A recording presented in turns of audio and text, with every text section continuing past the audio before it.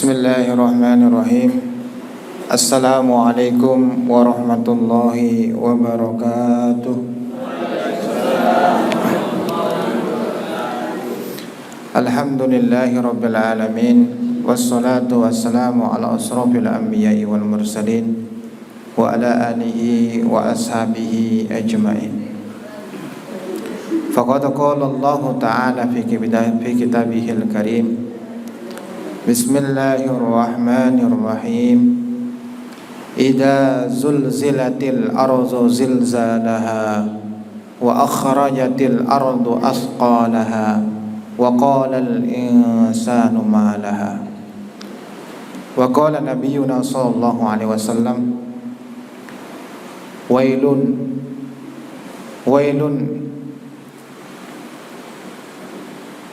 liman lam yarani yaumal qiyamah. Al-hadis atau kama qala habibina wa syafi'ina wa maulana Muhammad sallallahu alaihi wasallam. Para pemuda, hadirin hadirat yang sama-sama mengharap ridhonya Allah Subhanahu wa taala. Kita hidup ini, Bapak, Ibu, para pemuda yang dimuliakan oleh Allah, hidupnya kita ini dihidupkan dan matinya kita ini dimatikan. Hidupnya kita ini kalau kita hitung 100 tahun ke belakang, kita belum ada. Sudah ada di sini pemuda yang umurnya 100 tahun? Nggak ada pemuda, namanya pemuda umur 100 tahun. Nggak ada, Bu. Nggak ada, Pak. Kalau zaman dulu sebelum umatnya baginda Rasulullah itu 100 tahun masih anak-anak. Tapi umat akhir zaman, umat baginda Rasulullah sallallahu alaihi wasallam, tidak ada ceritanya 100 tahun dikatakan pemuda ataupun pemudi, tidak ada. 100 tahun yang dulu kita tidak ada, sekarang kita ada. 100 tahun yang akan datang, kita pun tiada. Jadi apa maknanya? Kehidupan kita adalah gantian. Hidup itu gantian. Sepeda motor aja ada gantian. Beli second gantian. HP banyak. Kadang pun kita gantian. Kemarin HP-nya orang Jawa, Oppo kan? Oppo. Ganti Huawei. Gantian. Bahkan maaf cakap kata, maaf, istri pun ada gantian. Ada, Bu. Ada. Suami pun ada gantian. Jadi hidup itu berganti-ganti. Dan kita mengganti orang-orang yang dulu hidup, sekarang sudah tiada. Pemuda sekarang, ini Bapak Ibu rahimakumullah, pemuda sekarang yang duduk di depan kita, ini adalah pengganti, calon pengganti kita yang sudah tua-tua. Tapi belum tentu anak muda sampai tua. Nah, itu bahaya. Jangan diambil kaidah, wah aku pengganti orang tuaku, aku masih muda, orang tuaku udah tua. Besok ayah mati, aku penggantinya. Ternyata anak muda, anaknya duluan diambil sama Allah Subhanahu wa taala. Jadi namanya yang kematian, kullu nafsin dha'iqatul maut. Setiap yang bernyawa pasti akan mati. Yang namanya kematian, hidup adalah lawannya adalah kematian. Ada hidup, ada mati. Takut hidup, jangan macam mana. Resikonya emang begitu, Bapak Ibu rahimakumullah, anak-anak muda yang dimuliakan oleh Allah. Resikonya hidup, orang itu mati. Maka bagaimana kita menyiapkan amal sebelum mati kita? Bagaimana kita siapkan amal sebelum mati kita? Kata baginda Rasulullah, mukmin lukais, mukmin yang cerdas, otaknya yang cerdas. Siapakah dia? Wa amila lima ba'dal maut, orang yang menyiapkan amal sebelum datang matinya dia. Seorang tua, orang tua, semangat amal ibadahnya, Karena apa? Karena yang menyelamatkan bukan anaknya ketika dia mati. Yang menyelamatkan dia ketika mati adalah amal perbuatannya. Anak muda, pemudi ataupun pemuda, siapa yang menyelamatkan ketika kita dalam keadaan kematian sakaratul maut? Tidak ada yang bisa menyelamatkan. Dokter sehebat apapun dia, nomor 1 di dunia punya Olimpiade umpamanya, nomor 1, nomor 1 di dunia. Orang ini sudah nazak nak mau mati, tidak bisa nak nyetop, entah dikasih obat apa, tidak bisa nyetop kematian, mati dia. Siapa yang akan menyelamatkan dia? Adalah amal perbuatannya. Menyelamatkan dari apa? Menyelamatkan dari mati yang menyakitkan menjadi mati yang mengenakan. Maka dalam kitab Daqaiqul Akbar telah ditulis, Bapak Ibu, pemuda-pemudi yang dimuliakan oleh Allah. Di sana telah ditulis seorang hamba itu matinya bermacam-macam, meninggalnya berbeda-beda. Ketika seorang sudah ditentukan mati hari ini, maka Allah Ta'ala perintahkan malaikat pencabut nyawa untuk mencabut seseorang hamba tersebut.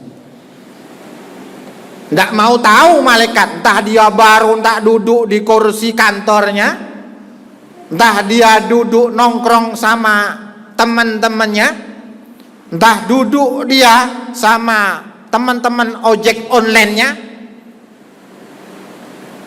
entah duduk di masjid dia. Tidak mau tahu ketika fulan bin fulan sudah tiba waktunya, maka Allah Ta'ala akan perintahkan malaikat untuk datang. Maka Allah Ta'ala perintahkan, dalam kitab itu terangkan, malaikat, datangin fulan bin fulan, sudah saatnya dia menghadap kepadaku. Maka malaikat langsung datang, datang. Ketika datang, malaikat ini nak mau mengambil ruhnya dari mulutnya. Ketika mau diambil sama dari mulutnya, ruhnya ditariknya ruhnya, maka apa yang terjadi? Ternyata mulutnya bergerak-gerak. Ternyata dia berzikir, bertasbih, bertahlil, bertahmid kepada Allah Ta'ala. Maka ketika mau dicabut, maka mulut kata, wahai malaikat, tak layak kau cabut roh dari mulutku, karena mulutku selalu berzikir, karena mulutku bertahlil, bertahmid, membesarkan asma Allah, mensucikan nama Allah. Maka malaikat tak bisa bercakap apa-apa lagi, balik lagi sama Allah. Cerita, ya Allah, hambamu berhujah ya Allah. Diceritakan, ketika aku mau mencabut nyawa dari rohnya, maka yang terjadi ya Allah, dia berhujah bahwasanya mulutnya selalu menyebut asmamu ya Allah, selalu mensucikan namamu ya Allah. Maka Allah Ta'ala katakan, wahai malaikat, datanglah dari sisi yang lain, datanglah dari sisi yang lain. Maka malaikat itu kembali lagi. Ketika dia balik lagi, maka dicobanya dari kakinya dicabut. Ketika nak mau dicabut dari depan, yang sudah waktunya meninggal, ditarik dari kaki, tiba-tiba kakinya bercakap dia, wahai malaikat, jangan nak kau tarik ruh saya dari kedua kaki ini, karena dua kaki ini seling melangkahkan menuju rumah Allah, selalu memakmurkan rumah Allah, selalu mendatangi majelis-majelis agama. Maka tidak bisa berkata-kata lagi ke malaikat. Nak cabut paksa tidak bisa.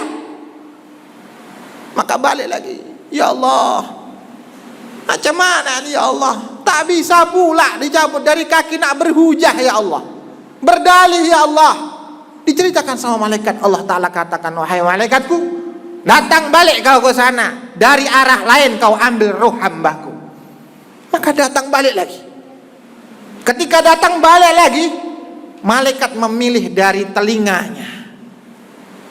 Ketika malaikat pencabut nyawa nak mau mencabut dari kedua telinganya. Maka telinga mengatakan, "Hai malaikat, tak layak kau cabut roh dari kedua telinga ini, karena telinga ini selalu mendengarkan majelis-majelis taklim, majelis-majelis orang membaca tilawatul Al-Quran, majelis-majelis kebaikan." Maka hadirin hadirat yang dimuliakan oleh Allah Ta'ala, malaikat pun tak bisa cakap-cakap apa lagi. Balik lagi di hadapan Allah, "Ya Allah, ini hambamu ya Allah, berhujah balik ya Allah. Aku nak mau cabut dari telinganya, dia berhujah karena telinga sering mendengarkan tilawatul Al-Quran, pengajian-pengajian taklim ya Allah." Maka hadirin yang dimuliakan oleh Allah Ta'ala, Allah Ta'ala katakan lagi kepada malaikat tersebut, "Balik lagi kau ke bumi, cabut dari arah yang lain." Maka malaikat balik lagi di bumi. Ketika balik di bumi, apa yang terjadi? Hadirin yang dimuliakan oleh Allah Subhanahu wa Ta'ala, maka dicabutlah hamba tadi dengan dari kedua mata, bola matanya. Ketika nak mau dicabut dari kedua bola matanya, maka bola mata pun berkata, "Malaikat, kau tak layak cabut roh ini dari kedua mata, tak layak kau cabut. Karena kedua mata ini selalu memandang mushaf Al-Quran, selalu memandang mushaf Al-Quran, selalu memandang wajahnya orang-orang soleh dan alim ulama.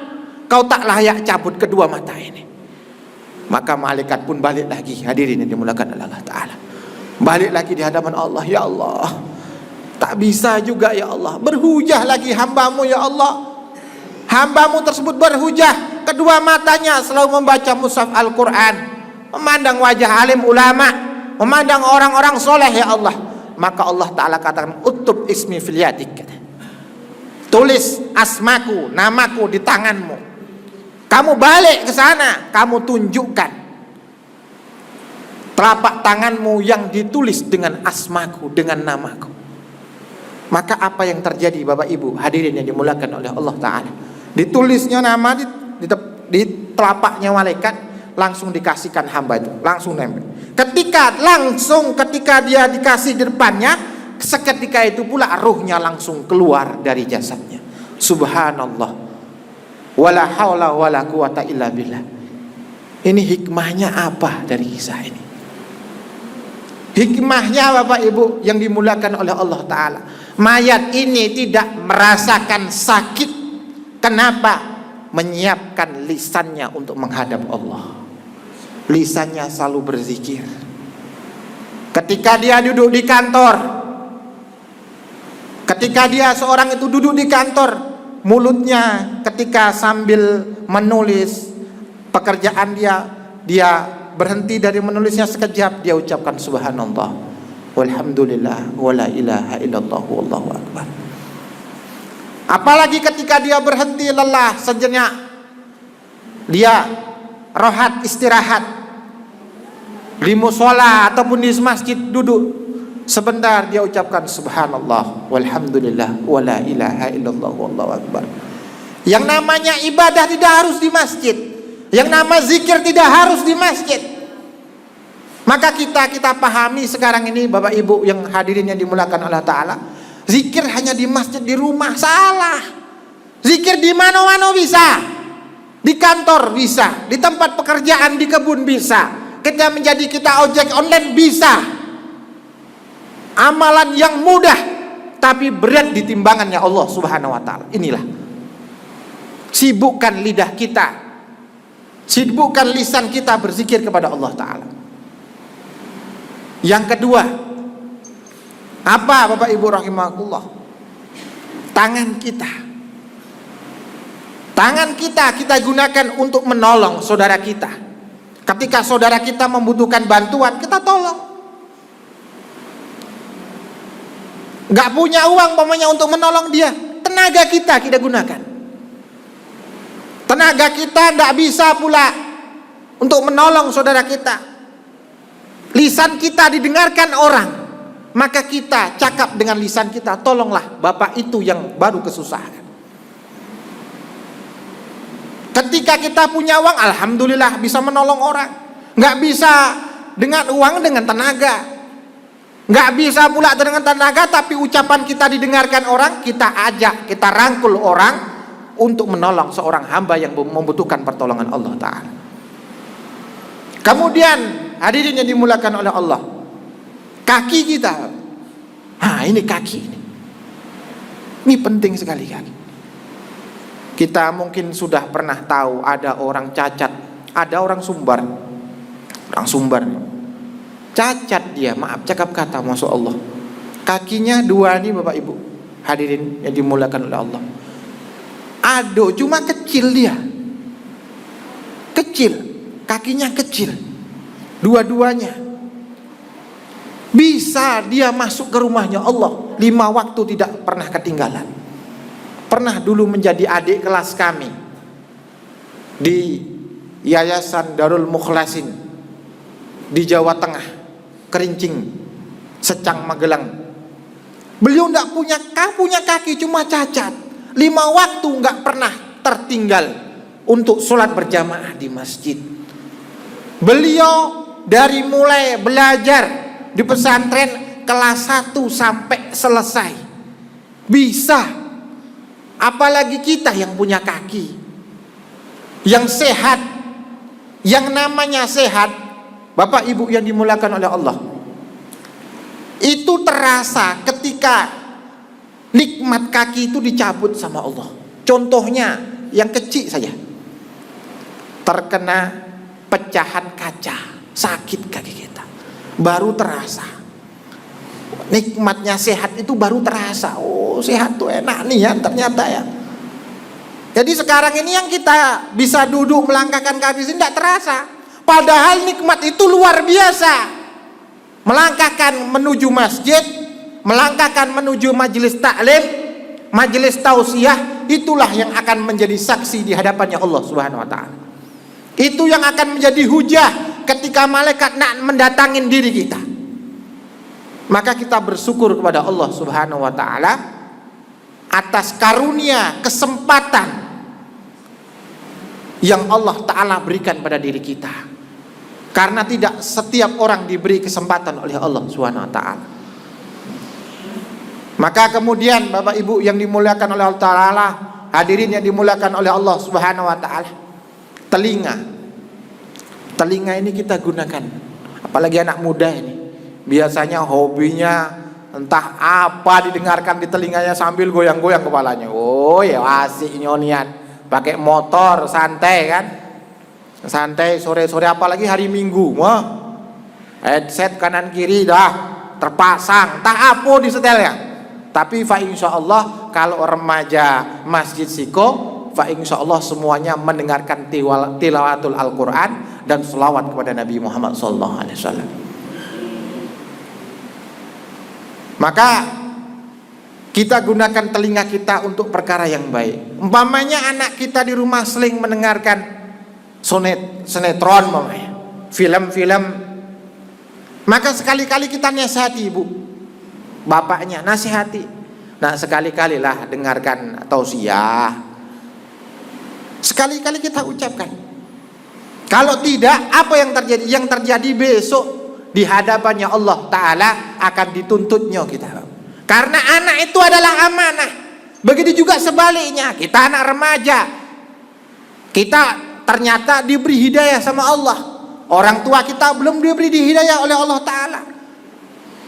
Maka sambil pijit kaki orang tua, namanya birrul walidain, berbakti kepada orang tua, tidak hanya sekedar ucapan. Tidak hanya sekedar ucapan yang anak muda ini, yang anak mudi, pemuda, pemudi. Tidak hanya sekedar ucapan, ya mentaati perintah kedua orang tua. Cuma sebagai anak kita harus pengertian. Oh ayah saya kecapean baru di kantor. Oh ibu saya kecapean baru nak masak. Bukan ada maunya aja kita datangin orang tua. Wah, ketika kita ada maunya HP-nya udah jadul kan. Anak baru pijit. Apa nak katanya. Tahu aku HP minta ganti kan. Lah lamo kan. Nah, janganlah macam itu. Lah motor apa nak. Motor minta ganti kan. Lah buruk motor kawan. Jangan macam itu. Nah, kita datangin orang tua. Dikusuk kakinya, dipijat kakinya, sambil ngomong, ya besok subuh ada pengajian ya, datanglah ke sana ya. Apalah kau cakap nih, cepat kusuk. Iyalah ya, pelan-pelan, jangan pula kau ya besok ada pengajian. Kalau nggak datang ke pengajian besok ayah mati nggak sholat subuh, neraka jahanam. Woi, kacau nih Mbak. Nggak macam itu. Maka kita dengan hikmah, dengan kebijaksanaan, dengan akhlak, nampakkan aku menjadi pemuda yang hijrah, aku menjadi pemudi yang hijrah, maka akhlakku harus aku rubah dari mulai sekarang. Bagaimana caranya? Dengan hikmah, memijat telapak kaki kedua orang tua dengan kasih sayang. Kampamanya seandainya ayah masih capek niat, iyalah ayah niat nak datang, dah biar aja ketika subuh sudah biar saja. Mohon Mbak Daisa nak kusuk orang tuanya kakinya, badannya. Ketika subuh kita lihat ayah nampaknya tertidur pulas, sudah kita sampaikan biar dulu. Kita baru masuk masjid, sholat subuh, dengarkan pengajian ataupun pada maghrib atau pada isya lah.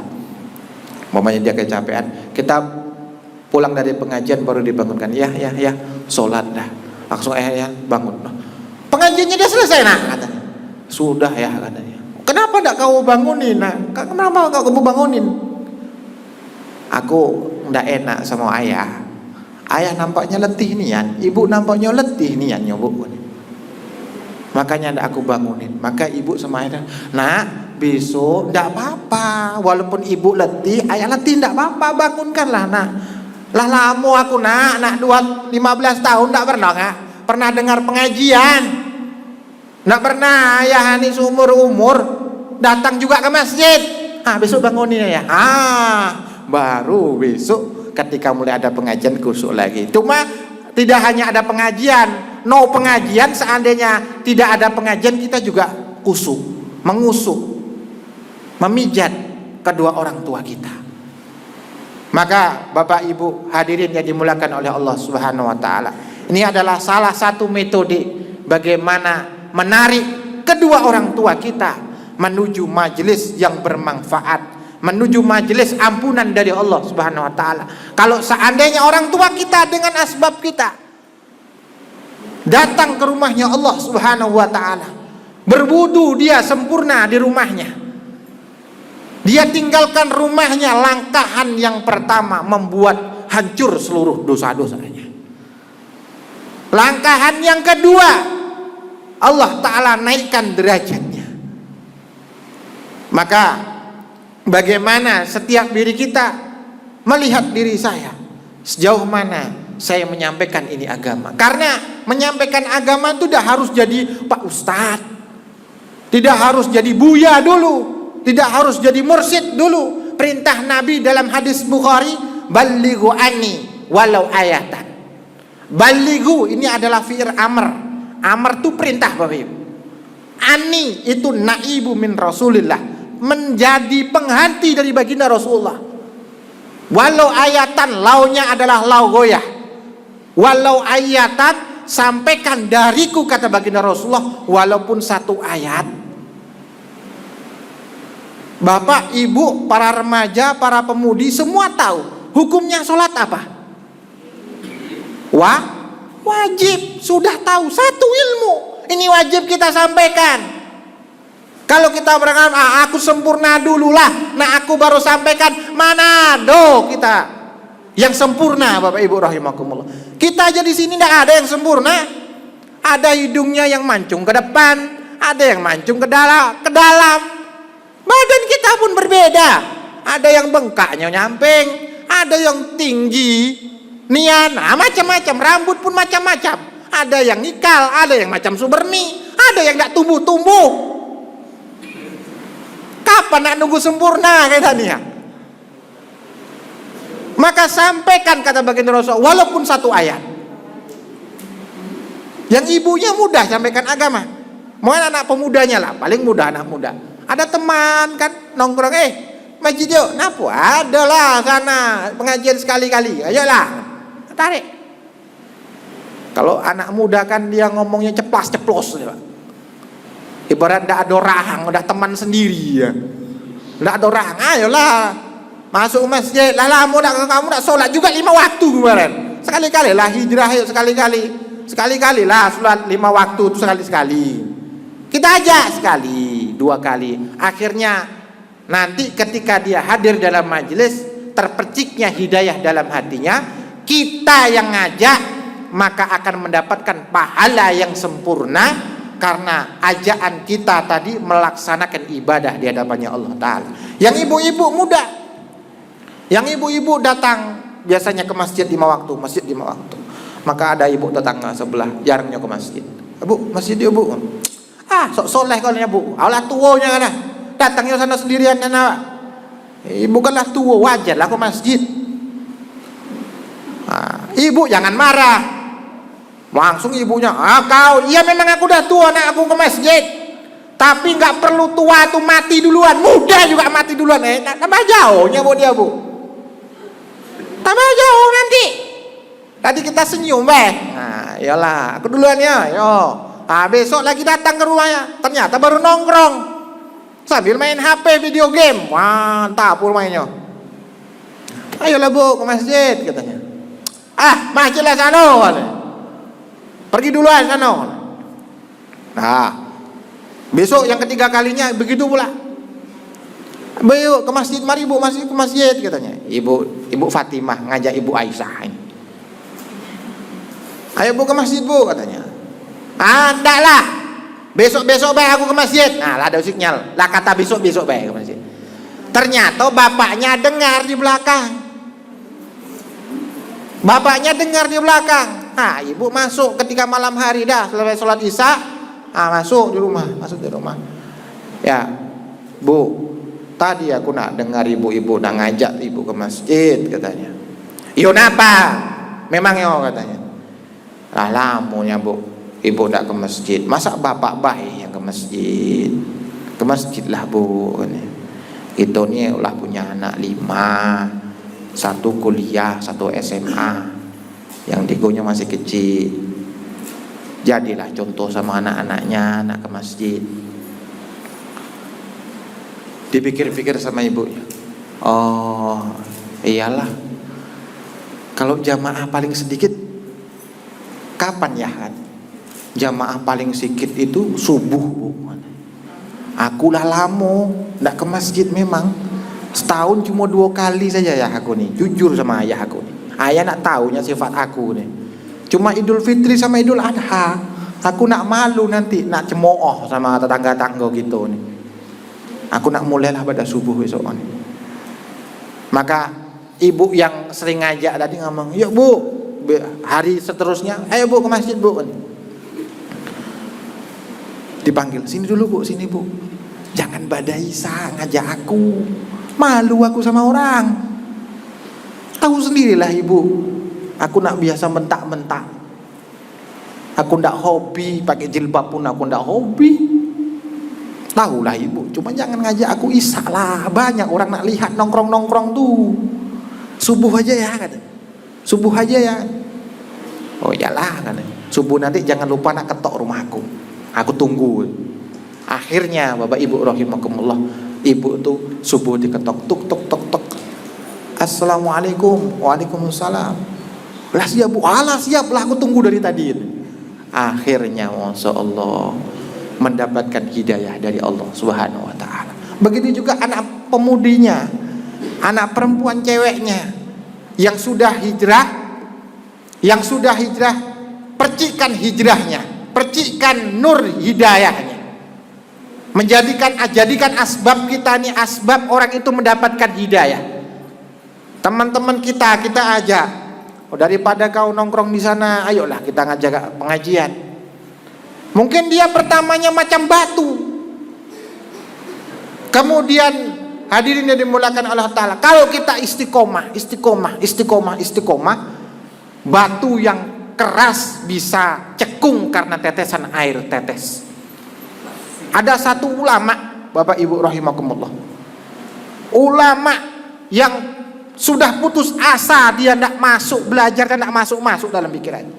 Ketika dia mau pulang, ternyata lihat bukit, ada tetesan air yang jatuh di padas batu yang keras. Ketika dilihat, loh kok becekung nih batu katanya. Ternyata beberapa menit ada tetesan air dari bukit, dari batu atas. Tes jadi cekung. Ini aja batu katanya. Batu sekeras ini dengan istiqomahnya tetesan air bisa bercekung, apalagi otak aku. Akhirnya dia balik ngaji lagi. Nah begitu juga Bapak Ibu, para pemuda-pemudi yang mengharap rahmatnya Allah Subhanahu wa ta'ala.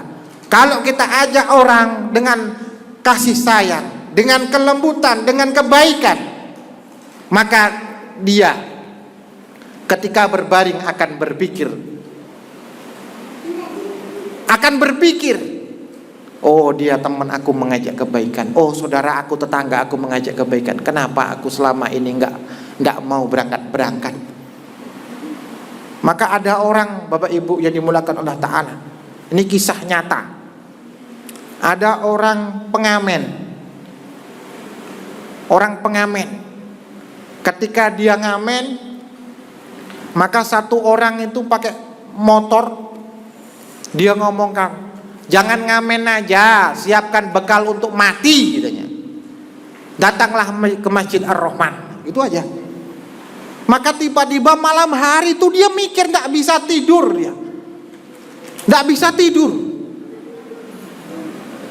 Maka ketika itu apa Bapak Ibu rahimahullah, akhirnya si orang pengamen itu datang ke Masjid Ar-Rahman, ketemu bapak yang mengucapkan itu tadi, akhirnya dia mendapatkan hidayah dari Allah Subhanahu wa ta'ala. Cuma dia tidak menyentak juga. Ini dia mungkin ngasih upah pula, dia ngasih upah ini untuk apa? Untuk makan kamu. Cuma siapkanlah bekal untuk matimu. Kita nggak tahu Bapak Ibu. Kita nggak tahu wahai pemuda, wahai pemudi, ucapan mana yang diterima oleh Allah Subhanahu wa ta'ala menjadi asbab percikan hidayah bagi saudara-saudara kita. Maka oleh karena itu, bagaimana setiap diri kita ini kita jadikan orang-orang yang cinta terhadap agama. Karena kalau kita tidak cinta kepada agama, maka akibatnya pun akan fatal. Akan kita tinggalkan agama. Maka timbulkan cinta kepada agama dalam diri kita. Kemudian ketika kita sudah ada cinta dalam agama, maka akan mudah untuk mengamalkan agama. Maka oleh karena itu Bapak Ibu yang dimuliakan oleh Allah Subhanahu wa ta'ala, semoga kisah ini dalam kitab Daqaiqul Akbar menjadikan motivasi bagi diri kita, bahwasanya saya pengen mudah sakaratul mautnya, maka lisannya perbanyak zikir. Aku pengen mudah sakaratul mautnya, tangannya punya uang, sedekah kita, karena perintah dalam Al-Quran, wa anfiqu mimma razaqnakum min qabli ayati ahadakumul maut. Disuruh kita, diperintah sama Allah supaya kita menginfakkan harta, yang harta ini memang pemberian dari Allah sebelum datangnya kematian bagi diri kita. Aku pengen matinya mudah sakaratul mautnya, maka gunakan kaki melangkahkan menuju rumahnya Allah. Gunakan kaki melangkah untuk majelis-majelis taklim. Aku pengen mati sakaratul mautnya mudah di hadapannya Allah Ta'ala, maka perdengarkan telinga kita untuk mendengarkan perkara-perkara yang baik. Aku pengen matinya saya mudah, sakaratul maut saya mudah. Gunakan dua bola mata kita untuk menatap mushaf Al-Quran yang di rumah kita. Mungkin Ramadan saja kita buka mushaf Al-Quran. Selain Ramadan hadirin yang dimuliakan oleh Allah Ta'ala, ambil usap debunya. Wahai Al-Quran, aku akan buka engkau tidak hanya bulan suci Ramadan. Mulai saat ini aku akan buka engkau 1 ayat 2 ayat setiap harinya. Kapan lagi kita nak mau berubah Bapak Ibu rahimakumullah? Tidak hanya pemudanya yang hijrah, tidak hanya pemudinya yang hijrah, ibu-ibunya juga hijrah, bapak-bapaknya juga hijrah. Niat hafalkan Al-Quran. Dalam kitab Kanzul Umal, ini yang terakhir, dalam kitab Kanzul Umalnya diterangkan orang yang niat menghafalkan Al-Quran, niatnya sungguh-sungguh walaupun sudah orang tua, niatnya sungguh-sungguh, meninggal dia nanti akan digolongkan sama orang-orang yang hafal Al-Quran. Hadisnya, man tasabbaha biqaumin fahuwa minhum. Barang siapa nak niru-niru suatu kaum, akan digolongkan dengan kaum tersebut. Kita mau ngapalkan Al-Quran tuh tidak apal-apal, cuma Al-Fatihah, bismillah, bismillah, bismillah, bismillah, nggak apal-apal, alhamdulillah, susah pula ngapal. Cuma niat dia, aku tidak hanya sekedar Al-Fatihah hafal, menghafalkan, aku niat menghafalkan Al-Quran seluruh. Ternyata meninggal dunia. Ketika meninggal dunia dalam hadis, dia akan digolongkan dengan orang-orang hafid Al-Quran. Ternyata dalam Kanzul Umal, dia mati karena niatnya benar sama Allah. Karena Allah niat menghafal Al-Quran, maka nazalal malaikah indal maut, mayit, maka telah diturunkan malaikat di sisi mayat. Diturunkan malaikat di sisi mayat. Dan malaikat itu ternyata khusus menerima simaan setoran Al-Quran, Pak. Mamanya Bu Fatimah atau Pak Abdullah tadi meninggal, niat benar-benar menghafalkan Al-Quran. Maka malaikat datang, dikasihnya Al-Quran, langsung menerima simaan. Dah. Maka sampai khatam mayat itu menghafalkan Al-Quran. Maka inilah hadirin yang dimulakan oleh Allah Subhanahu wa taala, kita yang sudah tua, kita yang kadang susah untuk menghafalkan Al-Quran, maka niat jangan putuskan dalam diri kita, aku tetap menghafalkan Al-Quran walaupun kita payah untuk menghafalkan Al-Quran. Maka demikianlah yang saya dapat sampaikan. Mungkin ada salah dan khilafnya, saya mohon maaf pada bapak-bapak, ibu-ibu, para pemuda, para pemudi. Dan semoga tausiah malam hari ini membuat diri kita semakin lebih baik lagi, terutama pribadi saya. Pribadi saya khususnya bagi hadirin hadirat yang hadir dalam majelis ini dan hadirin hadirat yang tidak hadir dalam majelis ini. Semoga Allah Subhanahu wa taala mengumpulkan kita bersama orang-orang mulia yang diridhai oleh Allah Subhanahu wa taala di dunia dan di akhiratnya Allah Subhanahu wa taala.